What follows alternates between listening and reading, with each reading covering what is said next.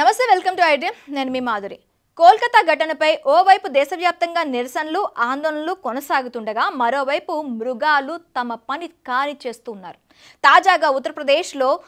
అమానవీయ ఘటన చోటు చేసుకుంది ఓ కిరాణా షాప్ నడిపే వ్యక్తి అనేక మందిపై దారుణాలకు ఒడిగట్టాడు వారిలో కొందరు మగ పిల్లలు కూడా ఉన్నట్టు విచారణలో తేలింది యూపీలోని మెరట్లో జరిగిన ఓ దారుణ ఘటన వివరాల్లోకి వెళ్తే తన దుకాణానికి వచ్చే పిల్లలకు మత్తుమందిచ్చి లైంగికంగా వేధించేవాడా నీచుడు 37 ఏళ్ల ఆ వ్యక్తి అంతటితో ఆగకుండా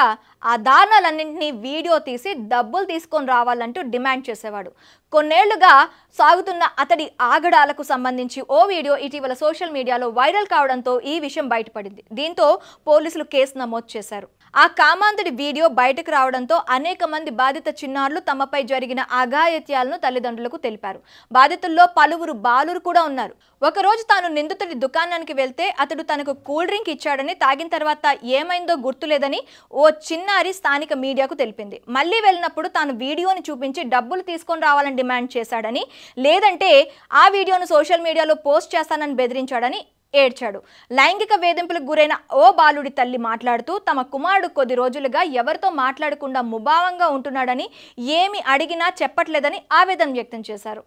పోలీసులు తమ ఇంటికి వచ్చాకే అసలు ఏం జరుగుతుందో తెలిసిందని ఓ బాలుడి తల్లి తెలిపారు ఆ దుకాణదారుడు బెదిరించినట్టుగానే తమ కుమారుడు కొద్ది రోజులుగా కారణం చెప్పకుండా ఇంట్లో మూడీగా ఉంటున్నాడని అలా ఎందుకు చేశాడో ఇప్పుడు అర్థమవుతుందని బాలుడి తల్లి పోలీసులకు చెప్పారు తల్లిదండ్రులు ఫిర్యాదు మేరకు పోలీసులు ఫోక్సో చట్టం కింద కేసు నమోదు చేశారు అయితే నిందితుడు ప్రస్తుతం పరారీలో ఉండటంతో అతడి కోసం గాలింపులు చేపడుతున్నట్లు పోలీసులు తెలిపారు ఈ ఘటనలో 6 బాధితులు ఉండగా వారిలో 4 మైనర్లు ఆగస్టు 19 కేసు నమోదు చేసినప్పటి నుంచి అదృశ్యమైన నిందితుడిని కఠినంగా శిక్షించాలని ఆగ్రహించిన తల్లిదండ్రులు డిమాండ్ చేస్తున్నారు